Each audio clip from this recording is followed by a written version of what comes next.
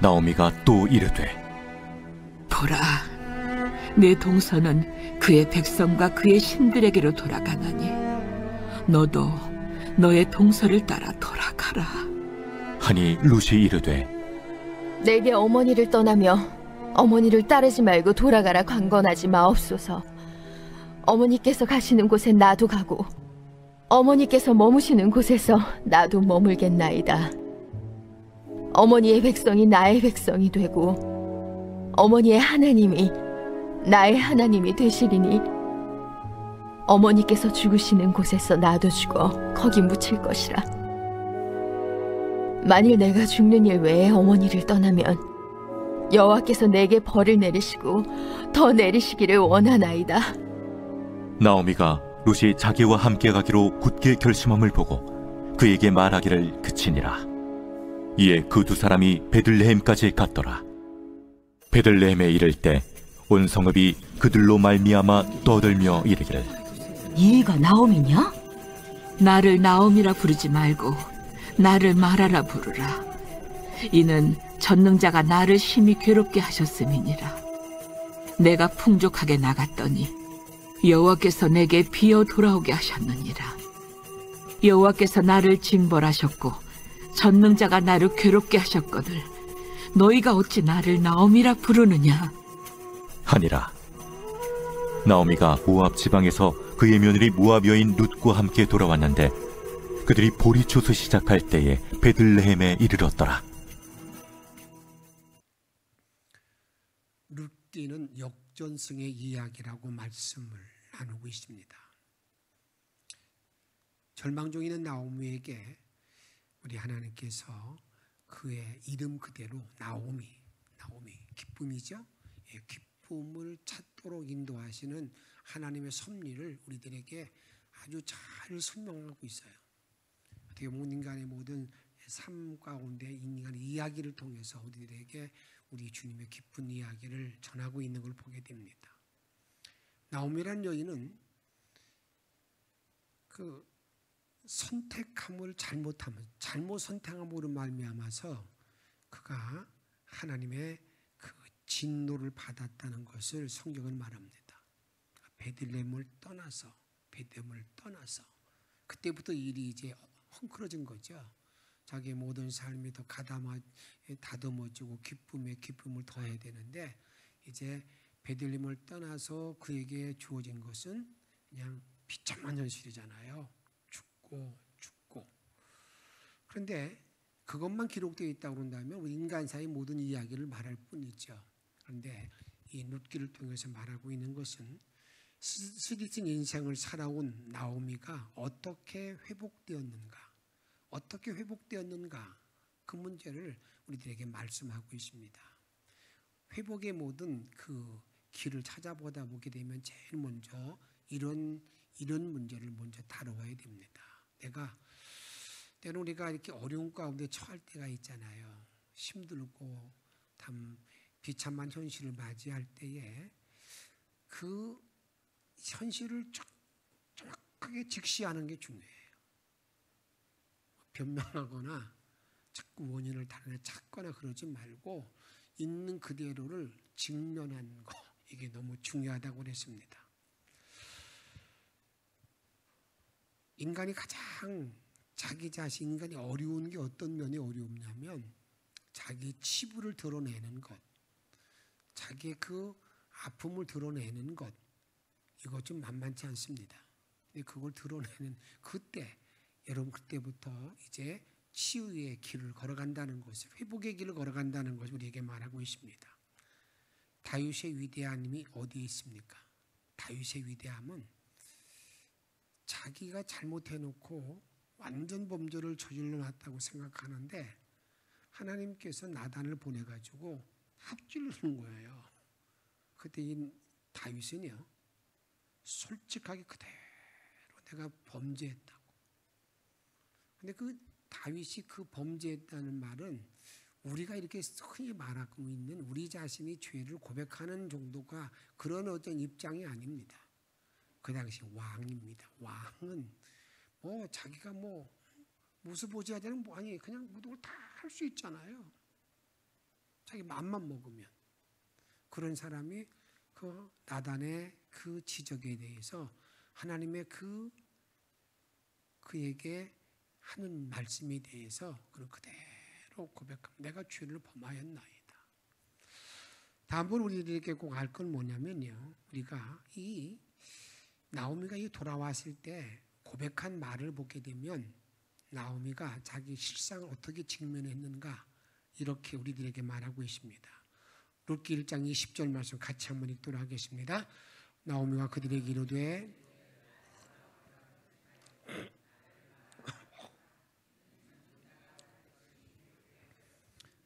고향 땅에 돌아와서 보니까 온 10년 만에 돌아왔으니까 그냥 온 동네 온 성읍 사람들이 야 나오미 왔다 하고 난리를 피우고 있을 때 야 난 나오미 아니야. 근데 그 다음에 뭐 이렇게 말하고 있잖아요. 야 나를 말하라고 부르는데 전능자 하나님이 나를 괴롭게 했다는 거예요. 다 망했다. 전능자 하나님이 나를 괴롭게 나를 망했다. 이렇게 우리들에게 말하고 있다 그 말입니다. 그러면서 우리가 이 전능자 이 나오미를 통해서 말하고 있는 건 뭘 우리들에게 말하고 있느냐면 이런 비참한 원인의 궁극적인 원인을 잘 찾는 것. 왜 이렇게 내가 이렇게 되었는가? 이걸 잘 찾아야 된다고 말입니다. 그래야 그것이 내가 회복의 길을 걸어갈 수 있다는 것을 우리에게 말씀하고 있습니다. 나오면 앞에서 보았지만 하나님과의 관계 속에서 자기를 찾아요. 하나님이 나를 괴롭게 만들었다. 하나님이 이렇게 나를 치셨다. 또 징벌했다. 이렇게 말씀하고 있습니다. 여러분이가 이 말이 이렇게 쉽게 고백될 것 같지만 그렇지 않습니다. 여러분 이 정도 되게 되면 하나님을 향해서 원망하고 하나님을 향해서 어떻습니까? 부인하고 그럴 자리에 놓이는 것이 보통 사람들의 일인데 나오면은 하나님이 나를 괴롭게 만들었다. 그러면서 궁극적인 원인이 뭔가 나의 이 쓴 잔이 왜 왔는가 이것을 정리하고 있는 걸 보게 됩니다. 다음에는 회복의 자리에 우리가 회복으로 이끌어지는 모든 길을 우리에게 알려주는 것은 나오미가 모압에서 어디로 오는 거예요? 모압에서 베들레헴으로 왔다는데 이게 초점이 있어요. 그건 뭘 말하냐면 회복이라는 것은 본래 자기가 있어야 할 자리로 돌아오는 거예요. 있어야 할 자리로.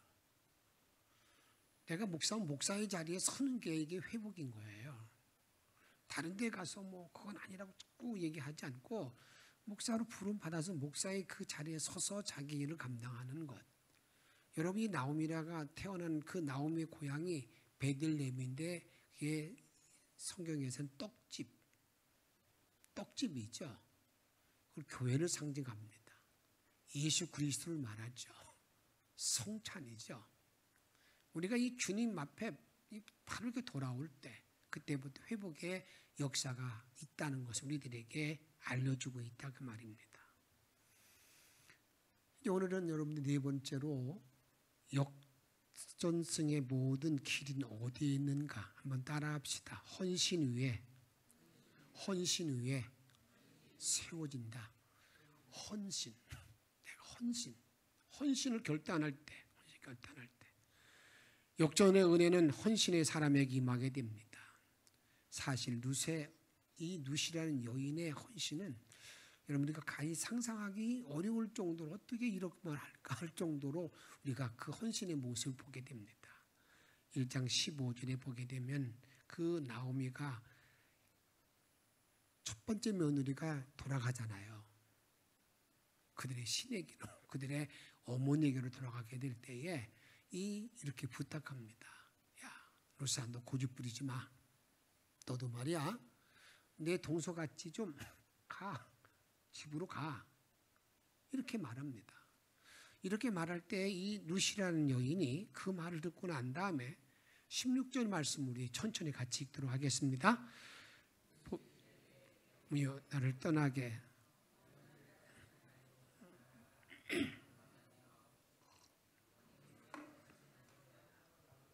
어머니께서 머무시는 곳에서 나도 머물겠나이다. 어머니의 백성이 나의 백성이 되고 어머니의 하나님이 나의 하나님이 되시리니. 자기가 고생을 뭐 자취하잖아요. 나 떠나라고 말하지 마세요. 나 어머니와 지금 한 몸입니다. 어머니의 백성이 내 백성이 되고요. 어머니 하나님이 내 하나님입니다. 여러분, 이렇게 이 말이 정말 이 사랑의 어떤 모습을, 헌신이라는 것은 사랑의 결정체가 아니겠습니까? 우리가 부모님들이 여러분 희생할 때 그 모든 희생의 모든 근원을 보면 사랑이라는 것이 전부 다 이렇게 사랑 속에서 그렇게 희생하는 거 아니겠어요? 그러게 지금 이 룻이라는 여인은 여러분들에게 우리들에게 역전의 모든 길을 여는 길 가운데 헌신 위에서 역전이 우리들에게 주어짐을 말하고 있다, 그 말입니다. 룻은 시어머니를 사랑했기 때문에 이제 자기가 재혼도 결혼도 포기하고 헌신을 택했다는 것을 우리들에게 말합니다. 헌신이라는 것은 뭐가 헌신일까? 자기의 가장 소중한 것을 버리는 거예요. 소중한 것을 내려놓는 것입니다. 예수님을 섬겼던 사람들 가운데 한 여인이 있습니다. 그 여인이 마리아라고 말합니다만, 그 여인은 예수님이 자기 집에 왔을 때에 300데나리온의 향유를 가져와서 향유를 그 병을 깨뜨리고 예수님께 그 향유를 다 부어요. 300데나리온은 그 돈은 어느 정도냐면 장정이 1년 동안의 품삯입니다. 그 당시도 지금도 그렇잖아요. 한번 여러분 잘 계산하면 엄청난 금액이잖아요. 그 금액을 다 예수님께 이 허비 다 이렇게, 그래서 여러분 예수님 제자들이 다 깜짝 놀라가지고 무슨 얘기입니까? 아니 그 많은 돈을 말이야 이 버려, 그 팔아가지고 가난한 사람 주지. 얼마나 타당한 말이에요. 100번 맞는 말이잖아요. 그런데 예수님께서는 오히려 제자들을 책망하잖아요. 가만둬라. 이 여인은 나를 위해서 마땅한 일을 했다. 내 장례를 준비했다고 말합니다. 여러분, 우리가 헌신이라는 것은 자기의 가장 귀중한 것을 포기할 때 거기에서 헌신이 일어나는 것이지, 내 걸 다 찾고 내 걸 다 내가 갖고 난 다음에 내가 여유 있는 걸로 헌신한다? 여러분, 그것은 아니라 그 말이에요. 헌신은 생애를 던지는 모든 일이기 때문에 모험이 뒤따릅니다. 모험이 뒤따르기 그만큼 강렬한 거예요. 그래서 오늘 본문 17절에 보게 되면 어머니께서 죽으시는 곳에서 나도 죽어 거기 묻힐 것이라. 만일 내가 죽는 일 외에 어머니를 떠나면 여호와께서 내게 벌을 내리시고 더 내리시기를 원하나이다. 얼마나 강렬합니까? 나 죽음 외에는 절대 떨어질 수 없습니다. 이런 강렬한 사랑, 강렬한 이런 헌신, 여기에 여러분들에게 회복, 새로운 역사를 맞이하게 되는 역전승의 어떤 길이 있다는 것을 우리들에게 말씀하고 있다, 그 말입니다. 이런 역전승을 경험한 모든 배경에는 위대한 이런 헌신이 있다는 것을 절대 잊어서는 안 됩니다. 우리가 잘 알고 있는 에스더라는 여인을 잘 알고 있지 않습니까? 에스더 어머니, 여러분 어떤 생각이 듭니까? 죽으면 죽으리이다 라고 결단하고 그가 왕 앞에 나갔을 때에 왕이 그를 맞아주잖아요. 그래서 자기 민족을 살리잖아요. 이런 위대한 결단, 여러분 그런 결단이 헌신, 그런 헌신을 통해서 이런 새 역사를 이루고 우리들의 모든 삶을 바꿀 수 있다는 것을 우리들에게 말할 수 있다, 그 말입니다. 에스더 4장 16절 말씀 같이 한번 크게 읽도록 하겠습니다. 당신을 가서 수산에 있는 유다인을 다 모으고 나를 위하여 금식하되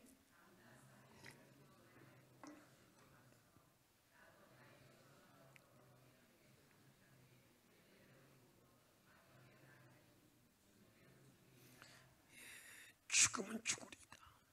목숨을 내걸고 죽고자 하는 사람 산다고 말이잖아요. 죽으면 죽으리다. 그런 마음을 가지고 나갔을 때 여러분 자기 민족을 살리는 그러한 위대한 일을 감당하는 걸 보게 됩니다.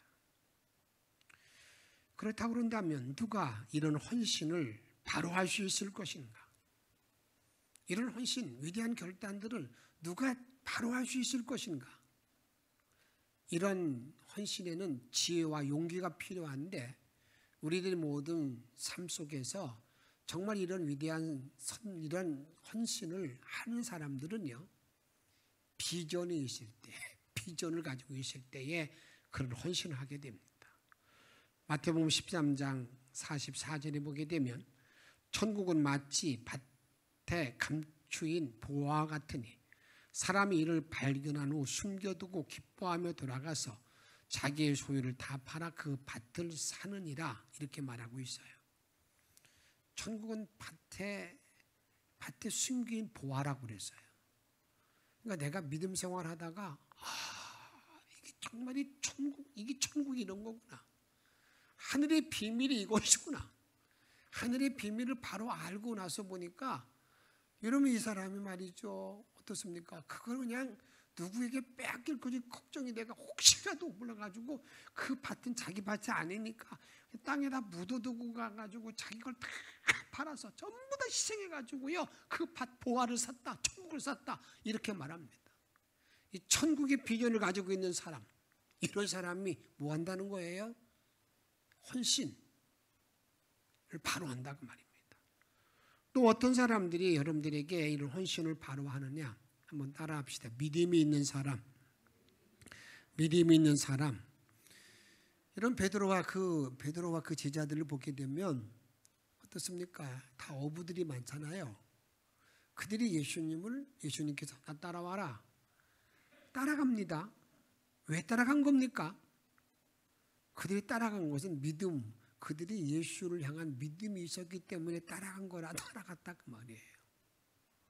근데 베드로를 부를 때 언제 부르는가? 이렇게 부릅니다. 베드로를 부를 때에는요, 그물 던지는 걸 보고 예수님께서 베드로를 보고 나를 따라오라고 그래요. 요한을 부를 때에는요, 그물을 깁는 것을 보고 나를 따라오라고 그래요.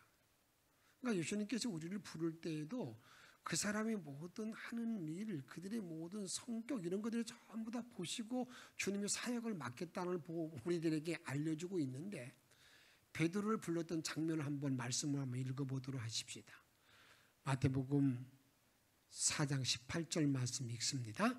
갈릴리 해변에 다니시다가 두 형제 곧 베드로라 하는 시몬과 그의 형제 안드레가 바다에 그물 던지는 것을 보시니 그들은 어부라. 19절에 보게 되면 말씀하시되 나를 따라오라.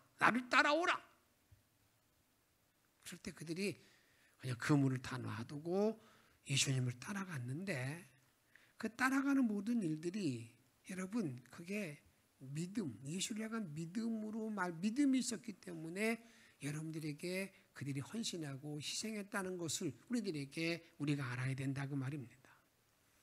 또 어떤 사람들이 여러분들에게 헌신을 바로 하는 건가? 지혜로운 사람들이 헌신을 잘합니다. 지혜로운 사람들. 지혜가 있는 사람들이, 지혜라는 것은 분별력이거든요. 분별력이 있는 사람들이 하나님을 향해서 결단하고 주님께 바로 나간다 그 말입니다. 앞을 보는 안목이 있을 때 가능하다 그 말입니다. 히브리 12장 2절에 보게 되면 이렇게 말합니다. 믿음의 주여 온전하게 하시는 이인 예수를 바라보자. 그 예수를 정말 바로 바라본 사람들, 그런 모든 사람들이 예수를 바로 만난 사람들이죠. 그런 사람들이 뭘 잘한다고요? 이제 헌신을 바로 하는 결단을 잘한다 그 말입니다. 또 어떤 사람들이 이렇게 헌신을 잘할 수 있을까? 사랑의 사람이 헌신을 바로 합니다. 사랑의 사람들. 우리가 다니엘서에 보게 되면 느부갓네살 왕이 이런 명령 내립니다. 신상을 세워놓고 난 다음에 다 절하라는 거예요.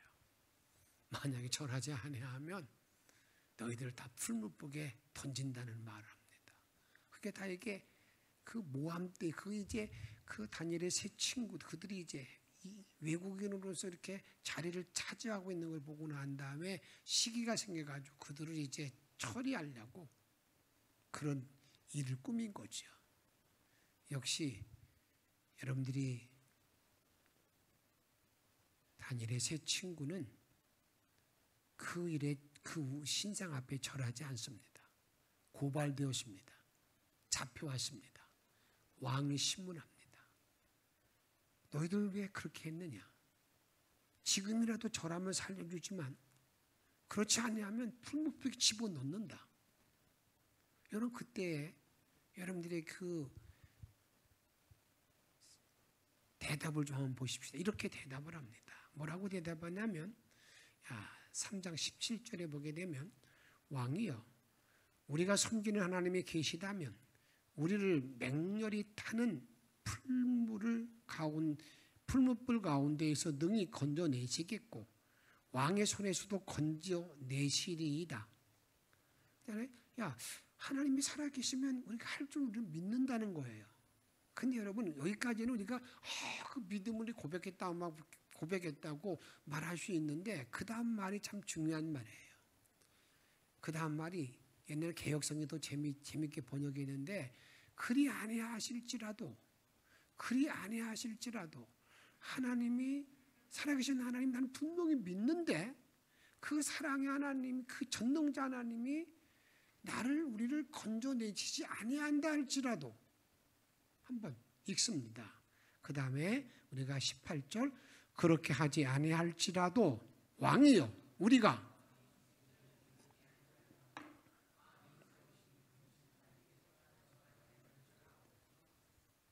이런 믿음의 위대한 사랑으로 하나님을 정말 사랑하는 마음으로 남은 모든 일생을 바른 헌신을 통해서 역전의 그런 일들을 계속 만나고 체험하고 우리 주님께 영광 돌릴 수 있는 삶으로 살아가기를 주의 이름으로 축복합니다. 그 다음에는 역전선은 언제 오는 건가? 내가 신앙 고백을 바로 할 때입니다. 신앙 고백을 바로 한다는 말의 의미는 하나님에 대한 고백을 내가 바로 할 때 그때에 이제 내가 역전의 어떤 일을 내가 만난다는 겁니다. 오늘 나옴이라는 여인이 신앙 고백할 때 자기 모든 이 어려운 비참한 그 쓰디쓴 인생의 모든 결과가 하나님께로 왔다. 전능자 하나님으로 왔다라는 그런 말을 고백하거든요. 그 말을 다른 말로 말하면 우리가 이제 그 전능자 하나님이 이 나오미의 생을 완전히 바꿔놓잖아요.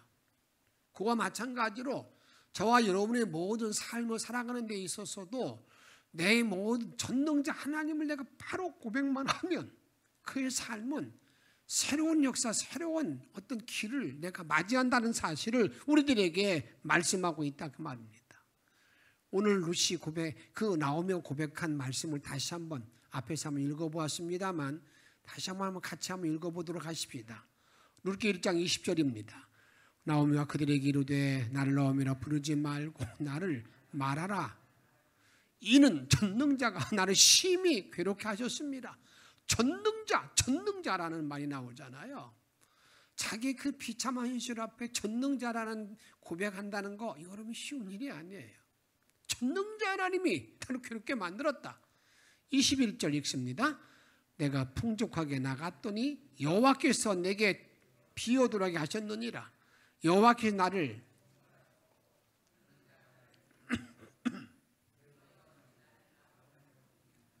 하나님이 나를 징벌했고 전능자가 나를 괴롭게 만들었다. 전능자. 하나님을 고백할 때 저와 여러분들이 그분은 전능자, 전능자. 이 전능자라는 그러한 하나님에 대한 고백만 바로 있어도 그것을 내가 붙들고 있으면 하나님은 전능하신 분이기 때문에 모든 어떠한 환경, 어떠한 처지를 다 바꾸어서 나와 여러분들에게 새로운 길로, 풍부한 길로 인도하실 것을 믿으시길 바랍니다. 확신하시기 바랍니다. 그 신앙 고백이 바로 되어 있을 때에 그때부터 내 삶이 바뀐다는 거예요. 역전승의 은혜를 내가 체험한다 그 말입니다. 우리가 창세기를 잘 보게 되면은요, 전능자 하나님의 고백이 얼마나 귀중한 것인가를 우리에게 알려주고 있습니다. 아브라함이라는 인물, 하나님께서 아브라함에게 이런 말씀하죠. 아브라함, 너 갈대 우르를 떠나. 내가 하늘의 별처럼 너의 자손을 주겠다. 너 복이 통로가 돼. 엄청난 꿈을 주셨잖아요. 아브라함이 떠났어요. 떠났는데 여러분 25년이 거의 가까이 됐는데도 말이죠.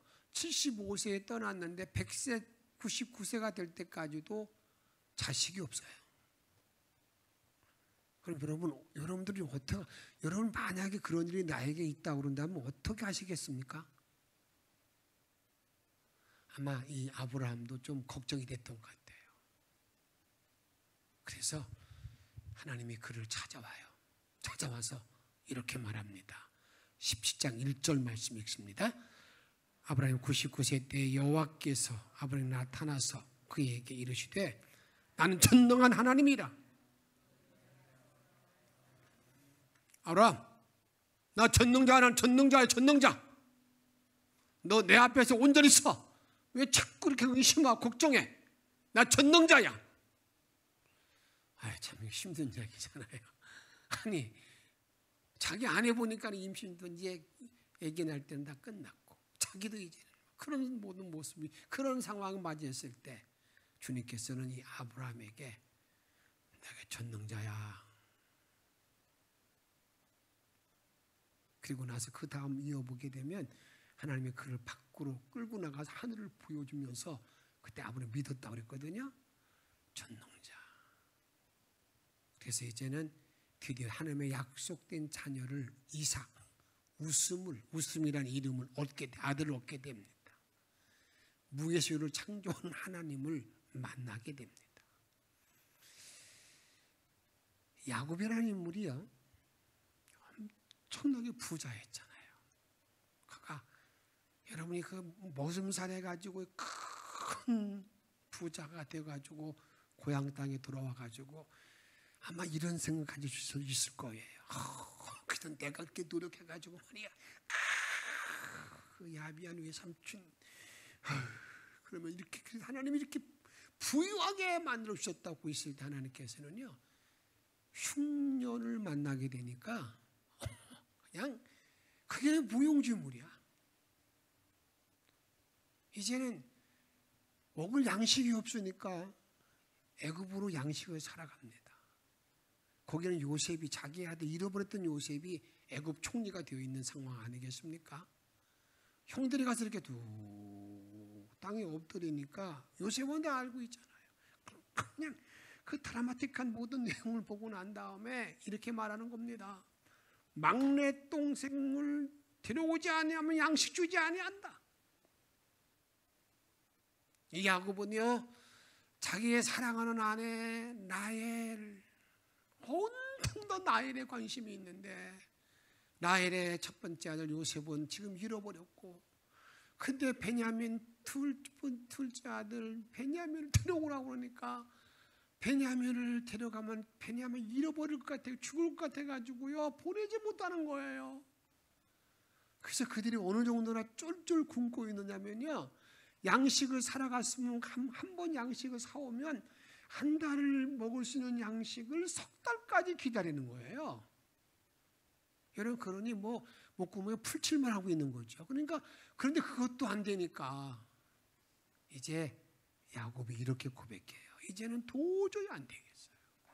그래서 그가 하는 말은 내가 아들을 이름은 이르리다라는 그런 말을 할 때 그 야곱의 고백의 말을 들어보십시다. 창세기 43장 14절 말씀이 있습니다.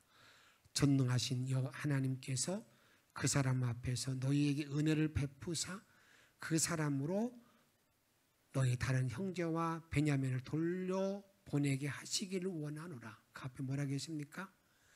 전능하신 하나님께서 야곱이 지금 누구를 고백해요? 전능자 하나님. 저는 여러분들이 마음속에 내 삶의 모든 상황 안에서 이 시간 전능자 하나님을 바로 고백함을 통해서 내 모든 삶이 변화되어지고 새로운 역사를 맞이하기를 주의 이름으로 축복합니다. 전능자 하나님. 여러분 요셉을 야곱이 축복할 때 어떻게 축복하는지 아십니까? 요셉, 너는 전능자 하나님이 너를 도와준다고 말해요. 같이 읽습니다. 49장 25절 말씀. 내 아버지 하나님께로 말미암나니 그는 너를 도우실 것이요 전능자로 말미암나니 그가 내게 복을 주실 것이라. 이로 하늘의 복과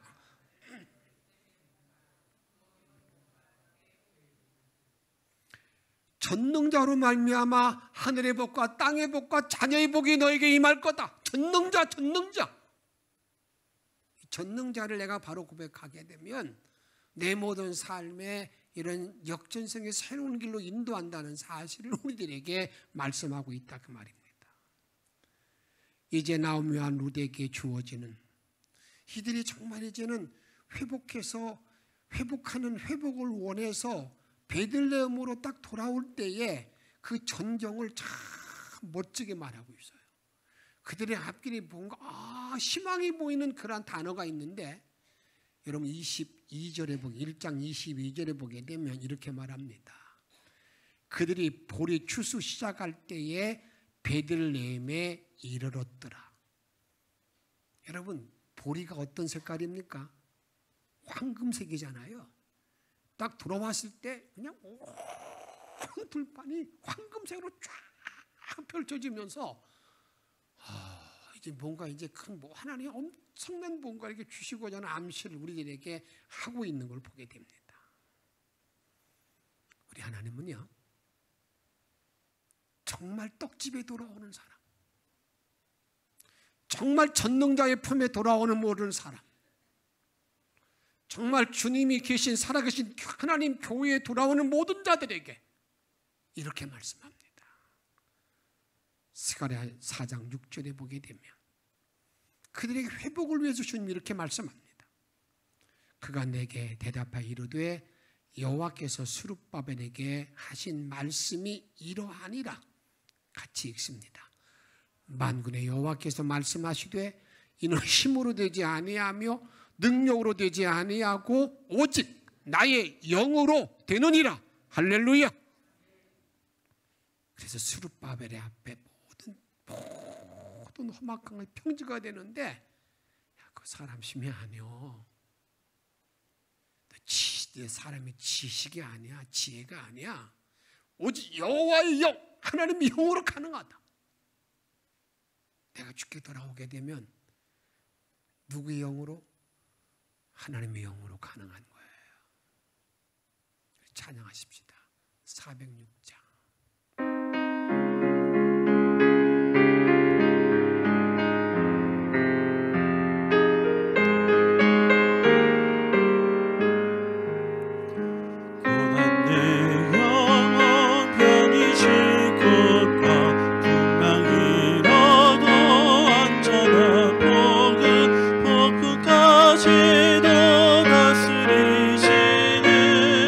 주의 영원한 팔에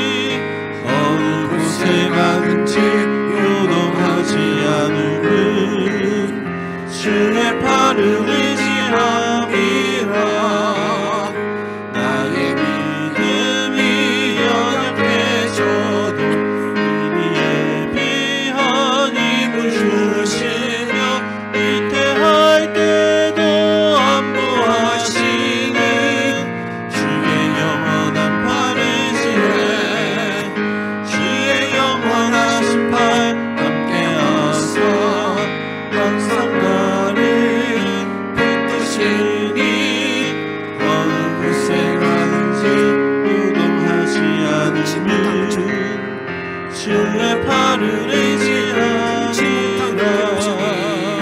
능치 못한 것 주께 없으니 나의 인생을 주께 맡기면 주의 모든 짐 대신 지시는 주의 영원한 팔을 의지해. 주의 영원하신 팔 함께하사 항상 나를 붙드시니 어느 곳에 가든지 요동하지 않으는 주의 팔을 의지함이라. 능치 못한 것 주께 없으니 나의 인생을 주께 맡기면 주의 못나 대신 주시는 주의 영원한 팔을 의지해. 주의 영원하신 팔 함께하사 항상 나를 붙드시니 어느 곳에 가든지 요동하지 않는 주의 팔을 의지함이라.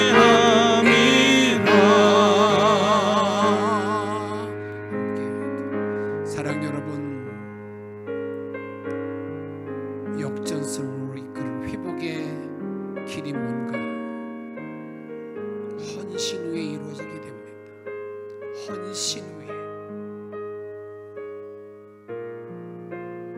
사랑 여러분, 바른 신앙 고백이 있을 때 오늘 전능자를 바로 믿는 믿음을 가지고 내가 지금 처해 있는 모든 어려움이 있으면 나를 한번 다시 한번 돌이켜보면서 우리 기도하십시다.